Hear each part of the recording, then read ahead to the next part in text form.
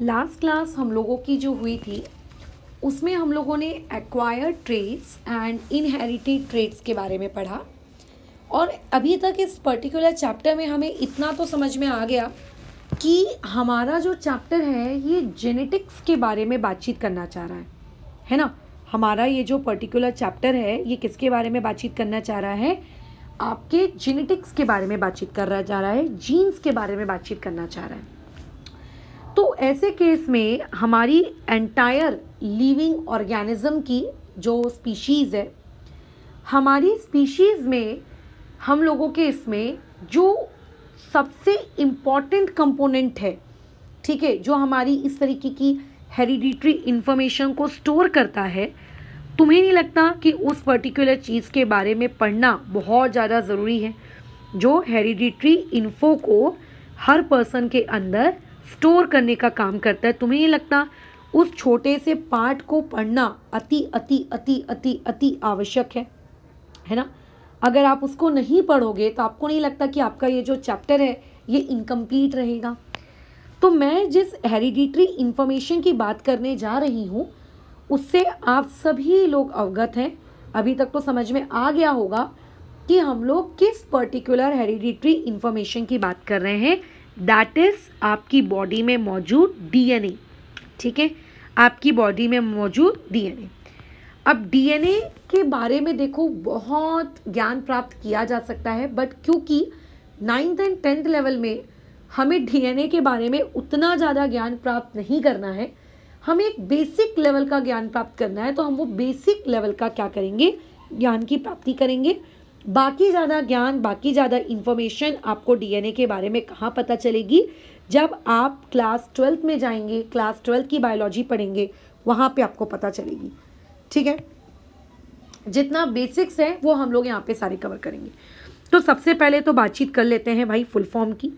तो डीएनए का full form होता है डीऑक्सी, ठीक है, राइबो न्यूक्लिक एसिड, बराबर। इसका फुल फॉर्म क्या होता है? Deoxy ribo nucleic acid. और इस पर्टिकुलर डीएनए, ठीक है, बराबर, ये जो आप लोगों का डीएनए है, इस डीएनए को पाया कहाँ जाता है? तो आपके बॉडी के हर सेल्स में, हर सेल में, चाहे आपकी बॉडी का कोई क्या कहते हैं उसको, डेड सेल हो सकता है आप लोगों के बॉडी का कोई लिविंग सेल हो, या हो सकता है आपकी बॉडी का कोई जेनेटिक सेल हो सकता है आपकी बॉडी का कोई सोमैटिक सेल हो। हर जगह पे जितने भी सेल्स होते हैं, हर सेल्स में आप लोगों का डीएनए पाया जाता है, हमेशा, मतलब हमेशा। डीएनए काम क्या करता है बिसाइड्स दिस कि ये हमारी हेरिडिटरी इंफॉर्मेशन स्टोर करता है? बताओ, इसके अलावा क्या इसके पास कोई काम धंधे नहीं है? क्या सिर्फ हमारी हेरिडिटरी इंफॉर्मेशन स्टोर करेगा? नहीं, डीएनए के पास काम धंधे हैं। जैसे कि आपकी बॉडी में इतने टाइप्स के सेल्स हैं, इतने टाइप्स के सेल्स हैं, बट हर सेल का काम अलग है। आपके हार्ट के सेल अलग काम कर रहे हैं, आपके किडनी के सेल अलग काम कर रहे हैं, आपके स्टमक के सेल्स अलग काम कर रहे हैं, आपका ब्रेन का सेल अलग काम कर रहा है। तो देखो, हर सेल को ये कैसे पता है कि भाई मुझको ये काम करना है ना? उस सेल को कैसे पता, बताओ। तो तुम्हें ऐसा लगता है कि इतने सारे हमारे बॉडी में जो छोटे छोटे सेल्स हैं, इन छोटे छोटे सेल्स को कहीं से ऑर्डर मिलता होगा कि तुम्हें आज ये काम करना है, तुम्हें ये वाला काम करना है? हो सकता है किडनी वाला सेल आज किडनी का काम कर रहा हो, पता चले कल के दिन वो स्वेट प्रोड्यूस कर रहा हो। ऐसा होगा क्या? नहीं। हर सेल का एक स्पेसिफिक फंक्शन होता है। अगर वो सेल डिवाइड भी हो, जो कि आप क्लास आगे फ्यूचर क्लासेस में पढ़ेंगे कि सेल डिवीजन किस तरीके से होता है, बट अगर मान के चलते हैं सेल डिवाइड भी होता है और अपने जैसा अगर एक वो नया सेल बनाता है, तो उस नए सेल के अंदर ये इंफॉर्मेशन कहाँ से आती है कि तुझको ये काम करना है, इस काम के अलावा तुम कोई और फंक्शन परफॉर्म करने के लायक नहीं हो। तो सिर्फ हमारी हेरिडिटरी इंफॉर्मेशन स्टोर करेगा कि मेरा ब्लड ग्रुप क्या है और मेरे एंसेस्टर्स कैसे थे वगैरह वगैरह, ये सब नहीं। इसके अलावा ये बॉडी के अंदर की बहुत ही प्यारी इंफॉर्मेशन भी स्टोर करता है कि कौन सा सेल क्या करेगा, ठीक है, डन, ओके। अभी देखो, ऐसा मुझे लगता है कि जब आप छोटे थे, क्लास 8th में या क्लास 7th में, तब आप लोगों ने एक वर्ड सुना होगा, पॉलीमर। चलो मान के चलते हैं अगर आपने ये वर्ड पॉलीमर नहीं भी सुना तो इन शॉर्ट में थोड़ा सा बता देती हूँ। पॉलीमर का मतलब होता है किसी भी चीज़ को कंटिन्यूअसली जोड़ते जाना, रिपीटेडली जोड़ते जाना, जोड़ते जाना, जोड़ते जाना, जोड़ते जाना, जोड़ते जाना, जोड़ते जाना, जोड़ते जाना एंड इनफाइनाइट टाइम्स उसको जोड़ने के बाद जब कुछ नया मिलेगा, दैट नई चीज़ इज नोन एज आप लोगों का व्हाट, इज नोन एज आप लोगों का व्हाट, पॉलीमर। तो ये जो हम लोगों का डीएनए है ये भी एक प्रकार से क्या है, ये आप लोगों का क्या है, ये पॉलीमर है। ठीक है, ये जो डीएनए है ये एक प्रकार से आप लोगों का क्या है, पॉलीमर है। इसका मतलब बहुत सारी छोटी छोटी छोटी छोटी यूनिट्स को ज्वाइन किया गया होगा, तब जाके आप लोगों को क्या मिला होगा, आप लोगों को एक डीएनए का मॉलिक्यूल मिला होगा। बिल्कुल। तो वो जो छोटी छोटी यूनिट्स होती है ना, जो स्मॉल यूनिट्स होती हैं, जिन स्मॉल यूनिट्स को आपको ज्वाइन करके डीएनए मिला है, उन स्मॉल यूनिट्स को हम लोग कहते हैं केमिस्ट्री की लैंग्वेज में मोनोमर। ठीक है, हर चीज़ का मोनोमर अलग होता है। जैसे आप जो अपनी डे टू डे लाइफ में पॉलीथीन देखते हैं, पॉलीथीन भी एक प्रकार का पॉलीमर है जो कि बहुत सारे इथिलीन मॉलिक्यूल्स को ज्वाइन करके बनता है। तो लेकिन पॉलीथीन को बनाने के लिए इथिलीन को ज्वाइन किया गया, मतलब इथीन को ज्वाइन किया गया, सॉरी इथिलीन मैंने बोल दिया। ठीक है, इथीन को ज्वाइन किया। तो वैसे ही क्या मैडम डीएनए बनाने के लिए भी इथीन को ज्वाइन किया गया होगा क्या? नो, ऐसा नहीं है। हर चीज़ को अलग तरीके से ज्वाइन किया जाता है, हर चीज़ के ज्वाइन होने वाली यूनिट्स अलग होती हैं। तो अगर डीएनए बन रहा है इसका मतलब ज़रूर कोई ना कोई मोनोमर, ठीक है, ज्वाइन हुआ होगा। तो इस डीएनए को ज्वाइन बनाने के लिए, इस डीएनए को बनाने के लिए जिन छोटी छोटी यूनिट्स को ज्वाइन किया जाता है उन्हें बायोलॉजिकल लैंग्वेज में कहा जाता है न्यूक्लियोटाइड्स। ठीक है, इस पर्टिकुलर चैप्टर में आप ये वर्ड कई बार सुनेंगे, तो मैंने सोचा कि डीएनए का स्ट्रक्चर पढ़ाने से पहले आपको ये क्लियर कर दिया जाए कि भाई आखिर न्यूक्लियोटाइड क्या है, किस बला का नाम है। तो न्यूक्लियोटाइड एक प्रकार से आप मान के चलिए एक छोटा सा फॉर्मूला है। ठीक है, जब आप ऐसे बहुत सारे न्यूक्लियोटाइड्स की सेना बना लेते हो, बहुत सारे न्यूक्लियोटाइड्स को इकट्ठा कर लेते हो, बहुत सारे न्यूक्लियोटाइड्स को जब आप ज्वाइन कर लेते हो, तो उनके कलेक्टिव ज्वाइनिंग की वजह से क्या बनता है, आप लोगों का डीएनए बनता है। उनकी कलेक्टिव ज्वाइनिंग की वजह से क्या बनता है, डीएनए बनता है। ठीक है, ये मैंने आपको एक छोटी सी इंफॉर्मेशन दी। अब जब आप बड़े हो जाएंगे तब आप लोगों को पता है केमिस्ट्री में एंड आप लोगों के बायोलॉजी में आपको ये भी पढ़ाया जाएगा आपके फ्यूचर वाले टीचर्स के द्वारा कि जो न्यूक्लियोटाइड होते हैं, ये न्यूक्लियोटाइड क्योंकि स्वयं खुद एक केमिकल है, एक तरीके का एक छोटा सा मॉलिक्यूल है, ये खुद चीज़ों के कॉम्बिनेशन से बना है। जैसे कि मैं बोलूँगी पानी, तो पानी भी तो एक प्रकार का केमिकल है। ये H2O हुआ ना, ये हाइड्रोजन और ऑक्सीजन से बना है। तो मैं मानती हूँ कि डीएनए एक पॉलीमर है और वो बहुत सारे न्यूक्लियोटाइड्स को ज्वाइन करके बना है। But the point is nucleotide भी तो किसी ना किसी चीज़ से बना होगा, है ना। बट द पॉइंट इज कि ये जो न्यूक्लियोटाइड है ये भी तो किसी ना किसी चीज़ से मिलकर बना होगा। तो ये जो न्यूक्लियोटाइड होता है ये आप लोगों का एक कंपाउंड है, मतलब नाइट्रोजिनस बेसिस से मिलकर बना होता है। किससे बना होता है, नाइट्रोजिनस बेसिस से मिलकर बना होता है। ठीक है, अच्छा, और हमारे जो नाइट्रोजिनस बेसिस उस न्यूक्लियोटाइड के क्या होते हैं, अंदर पाए जाते हैं। नाइट्रोजिनस बेसिस का मतलब उस पर्टिकुलर कंपाउंड के अंदर आपको कार्बन मिल जाएगा, आपको नाइट्रोजन मिल जाएगा और आपको हाइड्रोजन मिल जाएगा। ये लोग मिल जाएंगे आप लोगों का, ऐसा होता है न्यूक्लियोटाइड। इसके अलावा ये न्यूक्लियोटाइड आप लोगों का एक और सब्सटेंस से मिलके बना हुआ होता है जिसे हम लोग कहते हैं पेंटोज शुगर। ये आप लोगों के लिए खैर अभी up to class 9 and up to class 10 ये आप लोगों की एक एक्स्ट्रा जानकारी है जिससे आपका भी कोई मतलब नहीं है। आपकी बुक में कहीं पे भी ऐसा नहीं लिखा गया कि बताओ न्यूक्लियोटाइड किससे बना हुआ है, या बताओ न्यूक्लियोटाइड कैसे बनाया जाता है, या नाइट्रोजिनस बेसिस कौन कौन से हैं, ऐसा आपकी बुक में कहीं भी नहीं लिखा। बट हम लोगों ने क्योंकि थोड़ी सी बातचीत शुरू की थी न्यूक्लियोटाइड के बारे में, इसीलिए तुमको मैंने क्या कर दिया, एक छोटी सी जानकारी दे दी। बट क्या इस जानकारी का आपके अभी 9th एंड 10th के हेरिडिटी चैप्टर से क्या कोई सिलेबस से कोई लेना देना है? बिल्कुल नहीं, कोई लेना देना नहीं है। इतना सब कुछ हमारे डिटेल में नहीं है। तो अभी आप अपने दिमाग में सिर्फ 2 ही शब्दों को फीड करिए। द पहला पॉइंट इज कि डीएनए क्या है, ठीक है। द सेकेंड पॉइंट इज कि डीएनए बना कैसे है। तो अभी हमें पता चल गया कि भाई हमारा जो डीएनए है वो एक पॉलीमर है। पॉलीमर का मतलब होता है एक कंपाउंड जो कि बहुत सारी चीज़ों को रिपीट करके बार बार रिपीट कर करके क्या होता है, बनता है।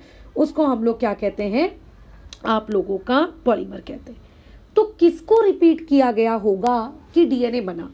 तो हमने अभी अभी ताज़ा डिस्कशन किया कि न्यूक्लियोटाइड वो चीज़ है जिसको बार बार रिपीट किया गया ताकि डीएनए बना है।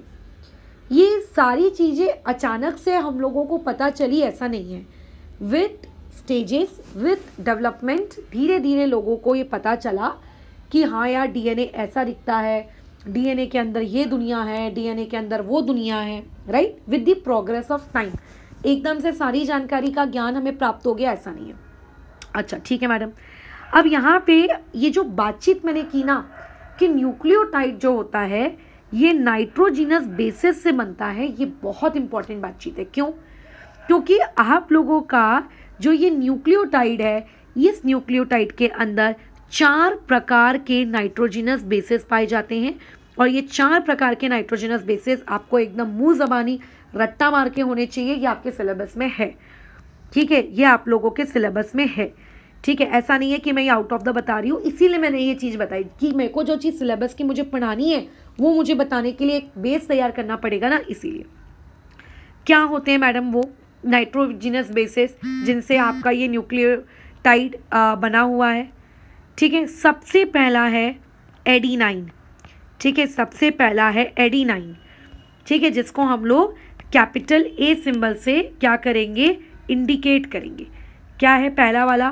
पहली चीज़, पहला नाइट्रोजनस बेस जो आपके डीएनए में मौजूद है, मतलब न्यूक्लियोटाइड में मौजूद है, न्यूक्लियोटाइड में मौजूद है मतलब अल्टीमेटली डीएनए में मौजूद है, क्योंकि डीएनए भी तो न्यूक्लियोटाइड से ही बना हुआ है।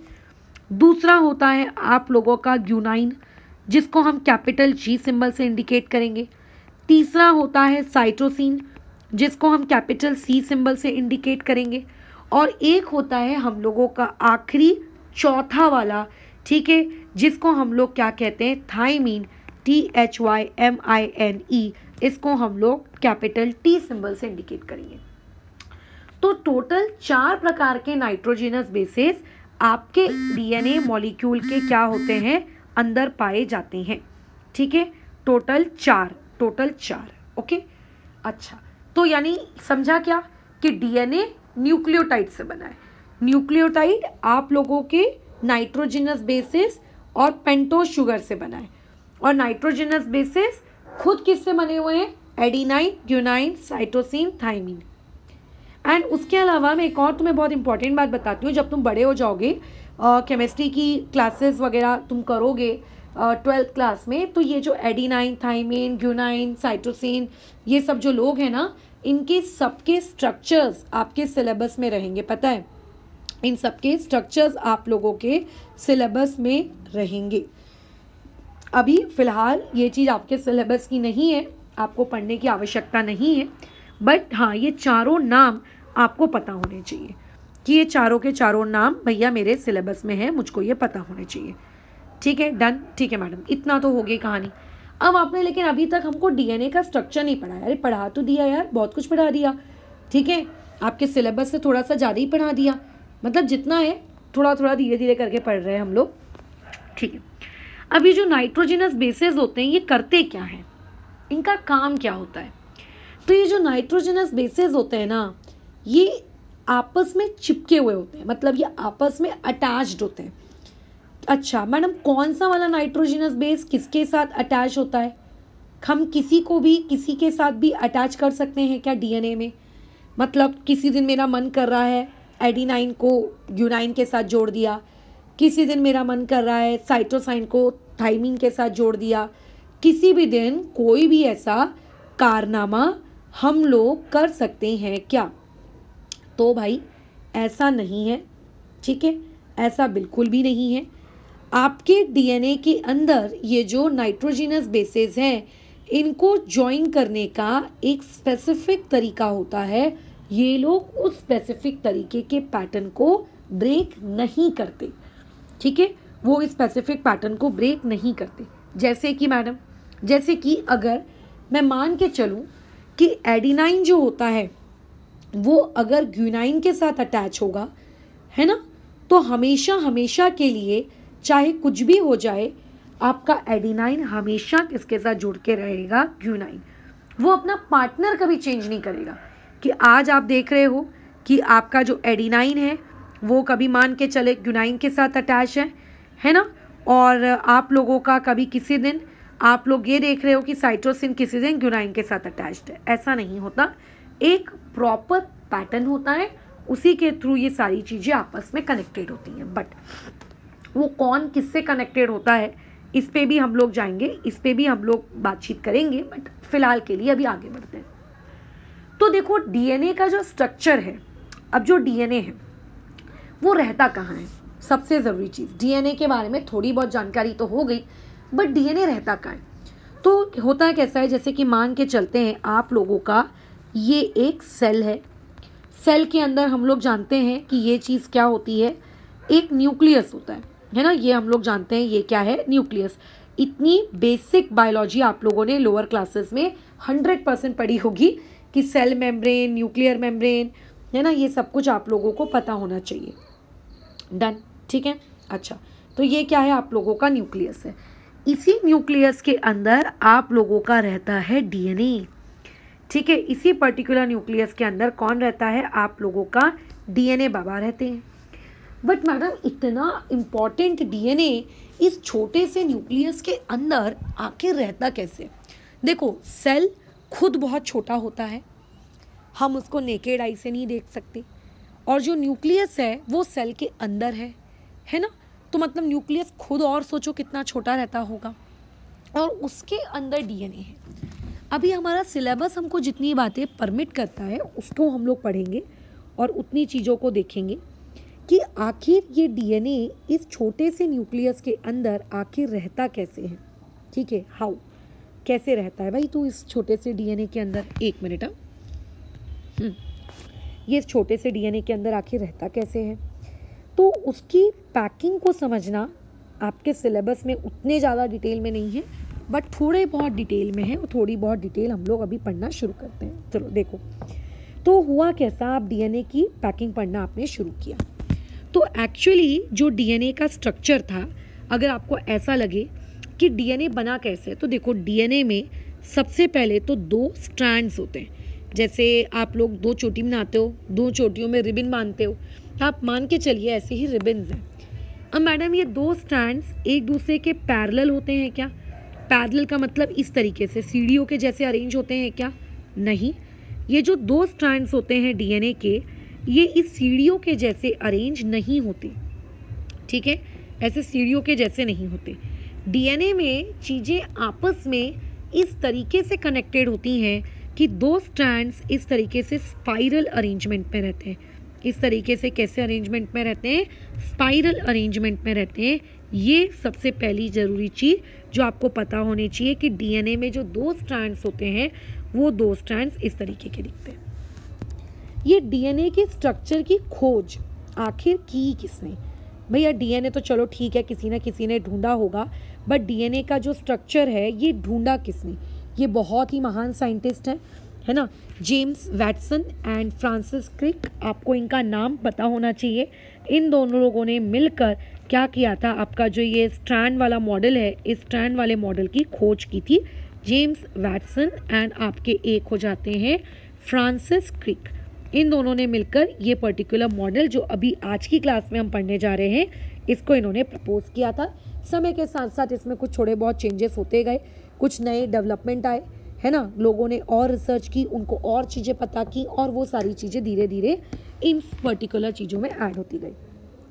अब ये जो स्ट्रैंड्स होते हैं, इन पर्टिकुलर स्ट्रैंड्स में मौजूद होते हैं नाइट्रोजिनस बेसिस, ठीक है। इन स्ट्रैंड्स में नाइट्रोजिनस बेसिस होते हैं। जैसे कि मान के चलिए ये आपका पहला स्ट्रैंड है, यहाँ पे नाइट्रोजिनस बेसेस होंगे, ठीक है। अच्छा, और जो आपका दूसरा स्ट्रैंड है यहाँ पे नाइट्रोजिनस बेसेस होंगे, यहाँ पे नाइट्रोजिनस बेसेस होंगे। यानी कि जो दोनों स्ट्रैंड्स होते हैं, इन दोनों स्ट्रैंड्स में क्या मौजूद होते हैं, नाइट्रोजिनस बेसेस मौजूद होते हैं। क्या होते हैं, नाइट्रोजिनस बेसेस मौजूद होती हैं। ये नाइट्रोजिनस बेसेस आपस में क्या होते हैं, कनेक्ट होते हैं। जैसे कि मैं ऊपर आपको बातचीत कर रही थी ना कि एक नाइट्रोजिनस बेस दूसरे नाइट्रोजिनस बेस से चिपकता है, कनेक्ट होता है। तो ये जो एक स्ट्रैंड है और जो ये दूसरा स्ट्रैंड है, इन दोनों स्ट्रैंड पे नाइट्रोजिनस बेसेस मौजूद होते हैं और ये नाइट्रोजिनस बेसेस आपस में क्या होते हैं, कनेक्ट होते हैं। अच्छा, अब लेकिन हमारा स्ट्रैंड इस तरीके से सीढ़ियों के जैसे पैरेलल तो है नहीं, हमारा स्ट्रैंड तो स्पाइरल के जैसे है ना, हमारा स्ट्रैंड तो स्पाइरल के जैसे है। बट स्पाइरल के जैसे होने से भी ज़्यादा सबसे इम्पॉर्टेंट एक जानकारी है वो ये कि जैसे मान के चलो आप लोगों का एक स्ट्रैंड है, उस स्ट्रैंड को मैंने एक नाम दे दिया। जैसे कि मैंने इस पर्टिकुलर स्ट्रैंड को नाम दे दिया, इसके टॉप पॉइंट को मैंने नाम दे दिया ए और इसके बॉटम पॉइंट को मैंने नाम दे दिया बी। तो जो बाजू वाला स्ट्रैंड होता है ना, वो बाजू वाला स्ट्रैंड इसके उल्टा होता है। इसके उल्टा होने का मतलब उसका जो बी पॉइंट है वो ऊपर रहेगा और उसका जो ए पॉइंट है वो नीचे रहेगा, ठीक है।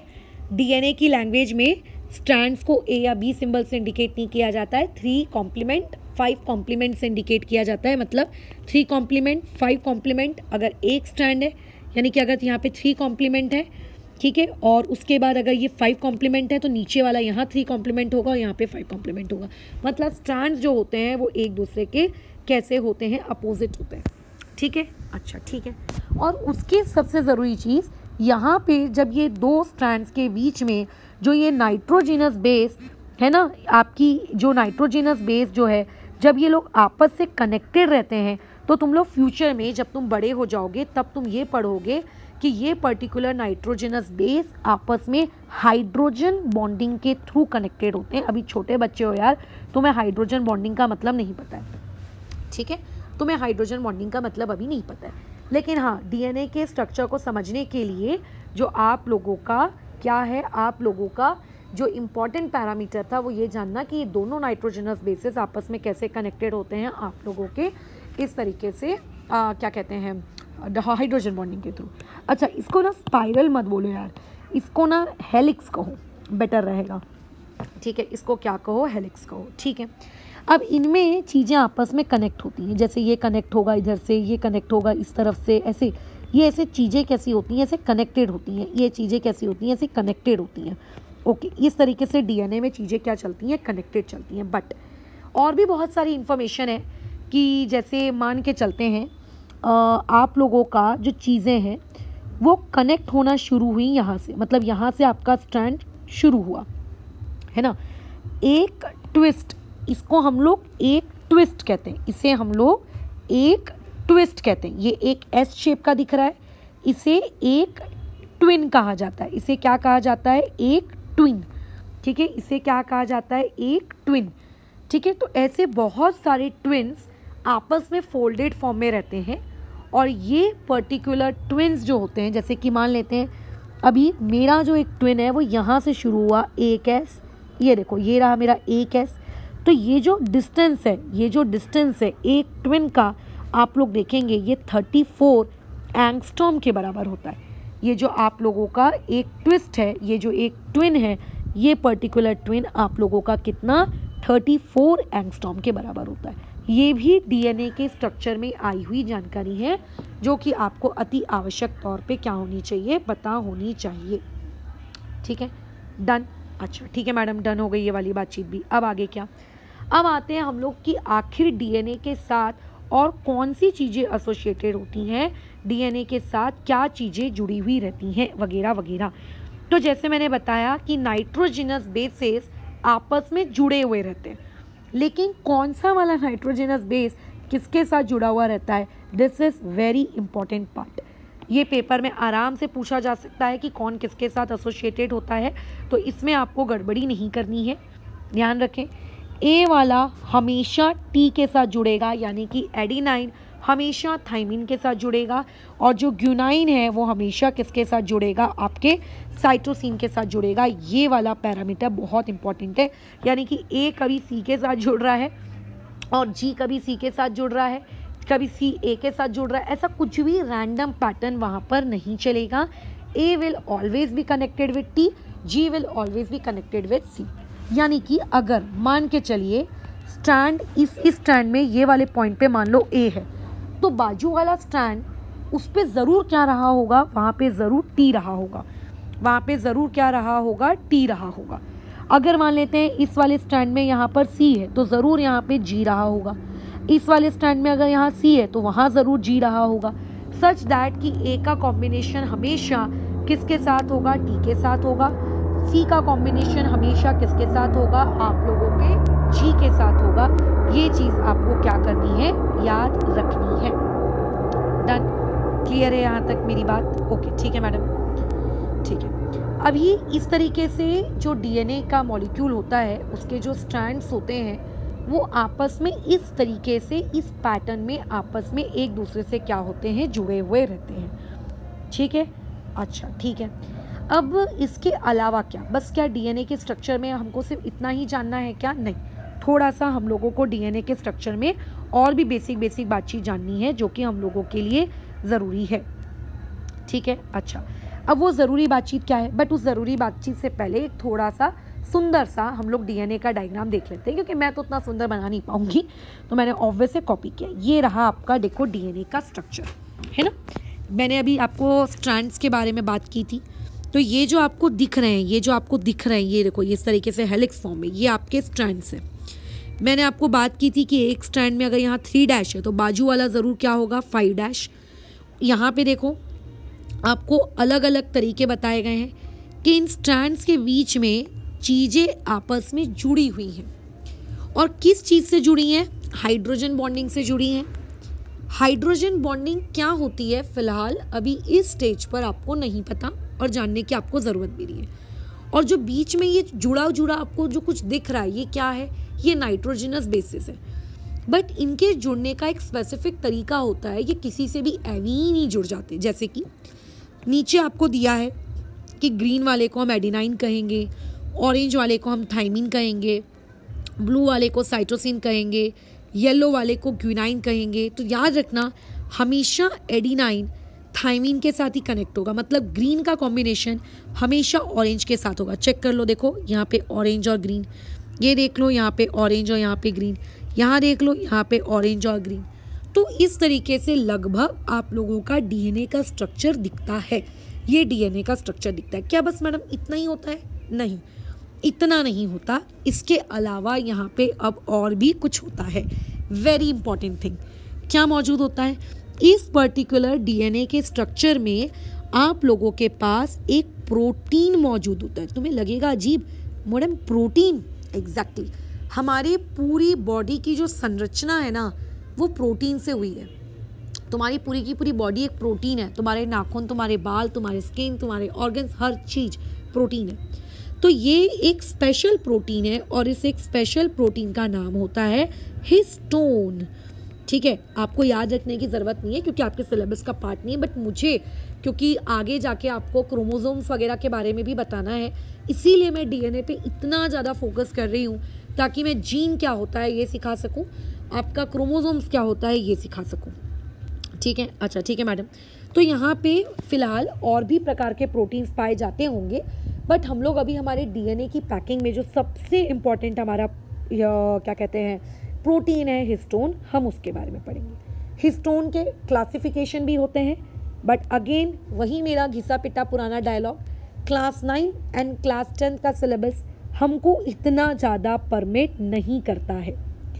ठीक है, इतना ज़्यादा परमिट नहीं करता, थोड़ी थोड़ी चीज़ें हमें जानना अलाउड है, ज़्यादा चीज़ें जानना हमें अलाउड नहीं है।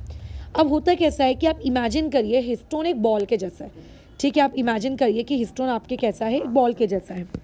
ये मान लीजिए आपके हिस्टोन पड़े हुए हैं, ये ऐसे हिस्टोन पड़े हुए हैं, ये ऐसे आपके हिस्टोन पड़े हुए हैं। तो होता क्या है, ये जो आपको डीएनए दिख रहा है ना, ये जो मैंने बाजू में डायग्राम बनाया है, डीएनए के स्ट्रैंड्स जो मैंने बनाए हैं, है ना, ये जो मैंने डीएनए के स्ट्रैंड्स बनाए हैं, ये पर्टिकुलर डीएनए के जो स्ट्रैंड्स हैं, ये पर्टिकुलर डीएनए के स्ट्रैंड्स आप लोगों के इस पर्टिकुलर हिस्टोन के अंदर जाते हैं, या फिर मैं कहूँ हिस्टोन के आजू बाजू पैक्ड होते हैं। हिस्टोन के अंदर मतलब वो जो आपका डीएनए का स्ट्रैंड है वो इस हिस्टोन में मौजूद होता है। ये ऐसे हिस्टोन्स उसके हिस्टोन के ऊपर ऐसे डीएनए क्या होता है, लिपटा हुआ रहता है। ठीक है, ऐसा लिपटा हुआ रहता है। ये देखो ऐसे स्ट्रैंड्स क्या होते हैं, ऐसे लिपटे हुए रहते हैं। ठीक है, किसके ऊपर, आपके उस पर्टिकुलर हिस्टोन के ऊपर आपके डीएनए का जो स्ट्रैंड है इस तरीके से क्या होता है, लिपटा हुआ रहता है।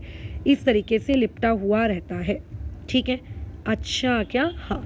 तो अब देखो ये जो एंटायर कॉम्बिनेशन है ना, जिसमें आपको डीएनए भी मिला प्लस आप लोगों को यहाँ पे हिस्टोन भी मिला, तो बायोलॉजी की लैंग्वेज में इस पर्टिकुलर कॉम्बिनेशन को हम लोग कहते हैं न्यूक्लियोसोम। कैसा है, ये वो छोटे छोटे शब्द हैं जो हम लोग यूजुअली हेरिडिटी के चैप्टर में डील करते हैं, हमारे सामने आते हैं और हमें इनके मीनिंग्स ही पता नहीं होते। तो एक वर्ड तो मैंने आपको स्टार्टिंग में ही बता दिया था, न्यूक्लियोटाइड, और एक वर्ड मैं आपको अभी बता रही हूँ जिसका मीनिंग है न्यूक्लियोसोम। तो ये होता है आप लोगों का न्यूक्लियोसोम, यानी कि DNA plus histone is basically known as आप लोगों का न्यूक्लियोसोम। और जब ये डीएनए का स्ट्रैंड हिस्टोन से बाहर निकल के जाता है तो इस फॉर्मेट में देखो ये ऐसी छोटी छोटी आपको ऐसा लगेगा कुछ गांठें पड़ गई हैं, है ना, ये इस तरीके से ये ऐसा एक अजीब सा स्ट्रक्चर बनेगा, ऐसा गांठ पड़ी हुई लगेगी। ठीक है, तो ये जो स्ट्रक्चर है, ये जो आपको डेंस्ड दिख रहा है, जो आपको मोटा मोटा सा स्ट्रक्चर यहाँ पे दिख रहा है, दिस एंटायर मोटा मोटा सा स्ट्रक्चर इज नोन एज आप लोगों का क्रोमैटिन थ्रेड्स। ये वो मैं बेसिक्स आपको बता रही हूँ जो कि क्लास 10th में आप लोगों का माइटोसिस एंड मेयोसिस नामक एक सेल डिवीजन की एक प्रोसेस होती है, वहाँ पर ये सारी चीज़ें आपको पूछी जाती हैं। लेकिन वहाँ पे क्योंकि आपको पता नहीं होता है तो आप बस रट लेते हो कि हाँ फलाना चीज़ ये है, फलाना चीज़ वो है, लेकिन आइडिया कुछ नहीं होता है। तो ये होते हैं आपके क्रोमैटिन और ये है आप लोगों के डीएनए का स्ट्रक्चर। अब मेरा बनाया हुआ डायग्राम माइट भी थोड़ा सा बदसूरत होगा, इसीलिए मैंने एक और बहुत ही प्यारा सा डायग्राम देखो निकाल के रखा है। इस तरीके से आप लोगों का एक्चुअल डीएनए की पैकिंग होती है। देखो ये आप लोगों का जो पिंक कलर की आपको बॉल सी दिख रही है, दिस पिंक कलर की बॉल इज हिस्टोन, और इसके आजू बाजू देखो किस तरीके से आपका डीएनए लिपटा हुआ है। और सिर्फ एक हिस्टोन होता है हम लोगों की बॉडी में, ऐसा नहीं है, बहुत सारे हिस्टोन्स होते हैं और उनके आजू बाजू चीज़ें कैसी होती हैं, पैक्ड होती हैं, चीज़ें आजू बाजू लिपटी हुई होती हैं। ठीक है, और जो क्रोमैटिन थ्रेड्स होते हैं, क्रोमैटिन थ्रेड्स को मैंने कैसे ड्रॉ किया था, क्रोमैटिन थ्रेड्स को मैंने कुछ इस तरीके से रिप्रेजेंट करवाया था, है ना। क्रोमैटिन थ्रेड्स को मैंने कुछ इस तरीके से रिप्रेजेंट कराया था। मैंने कहा था कि ये मेरे क्या है, क्रोमैटिन थ्रेड्स है। मैंने क्या कहा था कि ये मेरा क्रोमैटिन। अगर मैं इस पर्टिकुलर क्रोमैटिन के स्ट्रक्चर को क्या करूँगी, ठीक है, आपके इस क्रोमैटिन के स्ट्रक्चर को अगर मैं डिटेल से पढूं, बहुत ही ज़्यादा डिटेल से पढूं, तो एक्चुअल में मुझे ये दिखेगा कि ये जो क्रोमैटिन है इसका भी अपना खुद का एक स्ट्रक्चर है, इसकी अपनी खुद की एक शेप है। क्या बात कर रहे हो मैडम? हाँ, ये जो क्रोमैटिन होता है, ये जो क्रोमैटिन होता है इसकी अपनी खुद की एक प्रॉपर तरीके से शेप है, एक प्रॉपर तरीके से ये चीज़ें जुड़ी हुई होती हैं। और जब हम इसको ऑब्जर्व करते हैं तो ये चीज़ कुछ इस पैटर्न में दिखती है, ये ऐसी, ये ऐसी, है ना, ये ऐसा कुछ दिखता है, राइट। और इस पर्टिकुलर चीज़ को हम लोग कहते हैं क्रोमोसोम्स।